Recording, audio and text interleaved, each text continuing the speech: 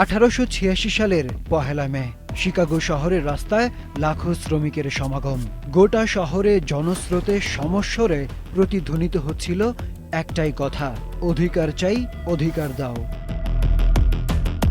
কাজের সময়ের কোনো শেষ নেই, নেই বিরতি, নেই বিশ্রাম, নেই কোনো সাপ্তাহিক ছুটি। বিনিময়ে যা পাওয়া যায় তা যেন মুঠো খুললেই ফাঁকা।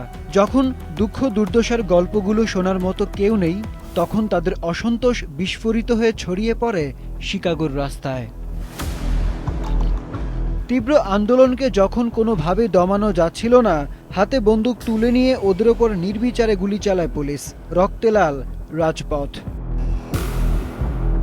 এই ঘটনা পুরো বিশ্বকে স্তম্ভিত করে।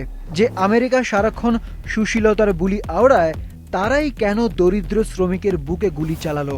এই প্রশ্ন গোটা বিশ্বের। শ্রমিকদের স্বার্থ রক্ষার জন্য 1881 সালে প্রতিষ্ঠিত হয় আমেরিকান ফেডারেশন অফ লেবার। সেই সংগঠন নিজেদের অধিকার আদায়ে আরও সোচ্চার হয়ে ওঠে। শ্রমিক সংগঠনগুলো একত্রিত হয়ে নিজেরাই 1 মেকে ছুটি ঘোষণা করে।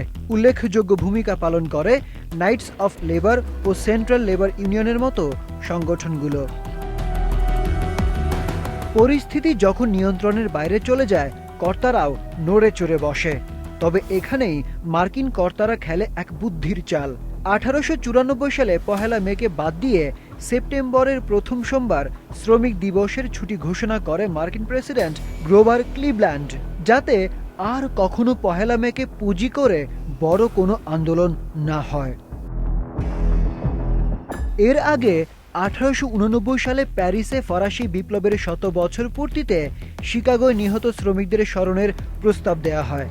এরপর থেকেই ধীরে ধীরে 1 মে হয়ে ওঠে রাজপথে প্রাণ হারানো শ্রমিকদের শ্রদ্ধা জানানোর দিন। প্রায় 88টি দেশে এখন পালন করা হয় আন্তর্জাতিক শ্রমিক দিবস বা মে দিবস। 8 ঘন্টা কাজের অধিকার ও প্রাপ্য মজুরি শুরুটা এখান থেকেই। আরিফুদ্দিন নবীন, মাছরাঙা, নিউজ ডেস্ক।